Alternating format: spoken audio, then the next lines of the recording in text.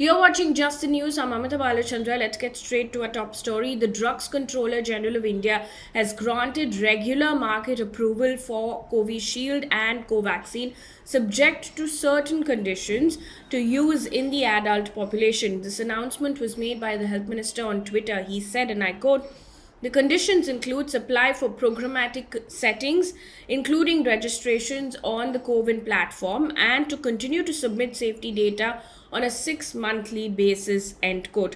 Now, since January last year, Covishield and Covaxin have been available under the EUA or the Emergency Use Authorization.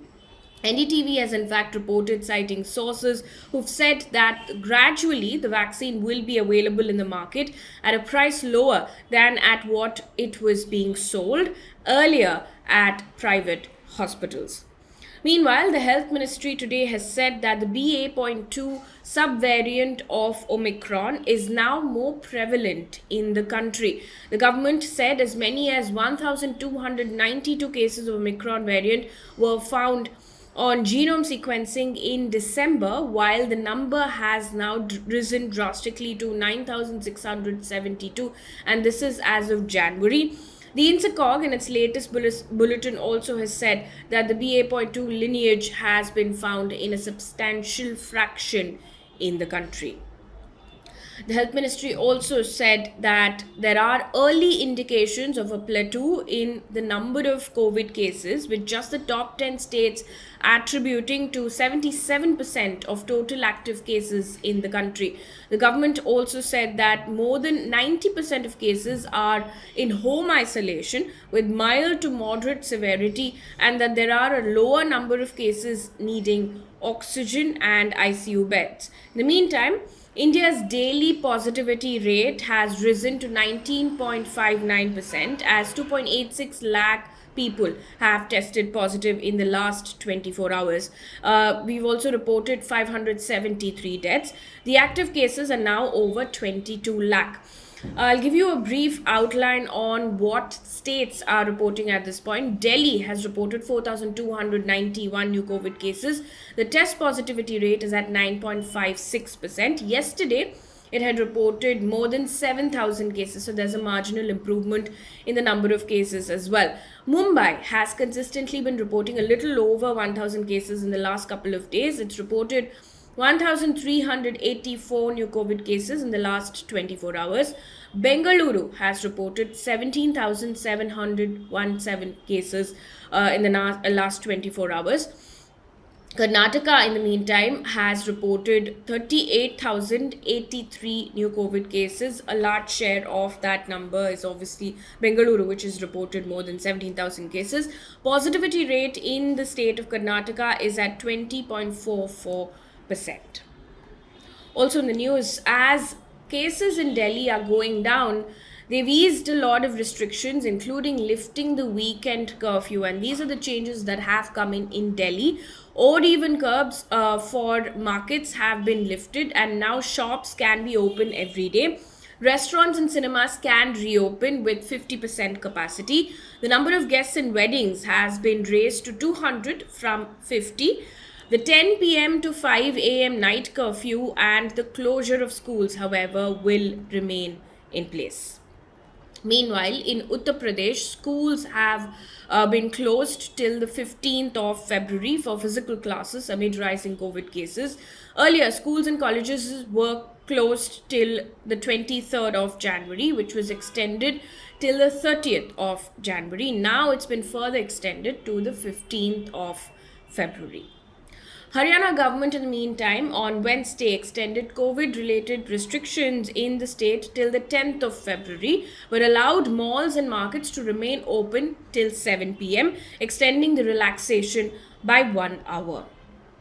Also, the United Kingdom has now lifted its COVID restrictions, and masks will no longer be required in enclosed spaces, and vaccine passports have also been shelved. Earlier, vaccine documents were required to enter places such as nightclubs, football grounds, and large-scale events.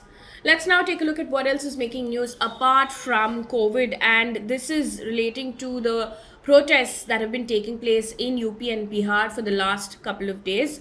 Amid protests have been going on against the alleged inaccurate results of the Railway Recruitment Board's non-technical popular categories competitive examination 2021.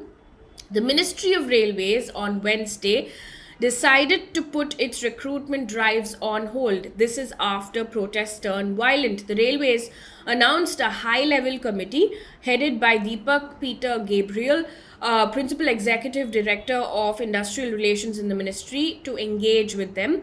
Railway Minister emphasized that the Ministry's employment notification has legal sanctity. So for those who have grievances, and I'm quoting him, he said, "We will have to find a solution and deal with the matter with sensitivity," end quote. According to the Indian Express, protesters torched 4 empty coaches of a stationary train in Gaya and blocked rail traffic between Gaya and Jahanabad on Wednesday. Protests were also held in Patna, Bhagalpur and Sasaram. In the meantime, in UP, 3 policemen were suspended a day after a crackdown on a group of students who allegedly tried to stop a train in Prayagraj on Tuesday. Now, Patna SSP speaking to the Indian Express has said, and I quote, "We have booked 6 coaching centers. We have arrested 8 persons in this regard," end quote. Moving on, there's controversy now as far as Delhi University's Hansraj College's new research center for cows. It's called Cow Protection and Research Center goes. Because according to the college principal, the center has been started with 1 cow and will be expanded. And I'm quoting the principal, "if the research that is done proves to be useful and beneficial." The Indian Express has reported that the principal also went on to say that the center will not just do research on various aspects of the cow, but it will also provide pure milk and ghee for the students and for the monthly havan conducted on the campus. But here's the controversy that's going on. The Hansraj College unit of the CPIM Students Federation of India has now alleged that this cow center has been set up on land earmarked for a women's hostel. The college currently only has men's hostel. To this, the principal speaking to India Today has said, and I quote, "The master plan for the college's girls' hostel has not been finalized yet, and neither it has gotten the approval of the concerned authorities. So the land for construction of the girls' hostel has not been finalized," end quote. Moving on to politics now, former Congress chief of Uttarakhand, Kishore Upadhayay, who was expelled from the party for 6 years, joined the Bharatiya Janata Party on Thursday. Before his removal, Upadhyay was the chairman of the Uttarakhand Congress Coordination Committee and a member of the State Congress Co-Committee and the Uttarakhand Congress Pradesh Election Committee. Also in the news, fresh tensions were reported along the Assam-Arunachal border on Wednesday night, and this is just days after the chief ministers of Assam and Arunachal Pradesh met to discuss a permanent solution over the decades-old boundary dispute between the two states. According to the Indian Express, the tension really began after the Assam police team stopped the construction of the road at Hime. Now, according to authorities, this is what happened on Wednesday evening. A culvert under construction close to Hime village in Lower Siang was burnt by unidentified miscreants from the Assam side. Following this, there were unconfirmed reports of firing in the air by the locals from Arunachal Pradesh side on Wednesday night. Now, district officials from both the states reached the spot on Thursday morning and said that the incident was minor and that the situation was under control. Now, in August 2021, Assam Chief Minister told the State Assembly that there were at least 1,200 areas of dispute along the border with Arunachal Pradesh. Moving on to business news right now, a headline that's in every paper at this point: Tata Group has officially taken over Air India from the government on Thursday. Tata Sons Chairman N. Chandrasekaran said, and I quote, "We are totally delighted to have Air India back to the Tata Group," end quote. Now, in October last year, the government had sold Air India to Telas Private Limited, a subsidiary of the Tata Group's holding company, for 18,000 crore rupees. Now, as part of a deal, the Tata Group will also be handed over Air India Express, and a 50% stake in ground handling arm Air India SATS. Now, at present, Air India controls over 4,400 domestic and 1,800 international landing and parking slots at domestic airports, as well as 900 slots abroad.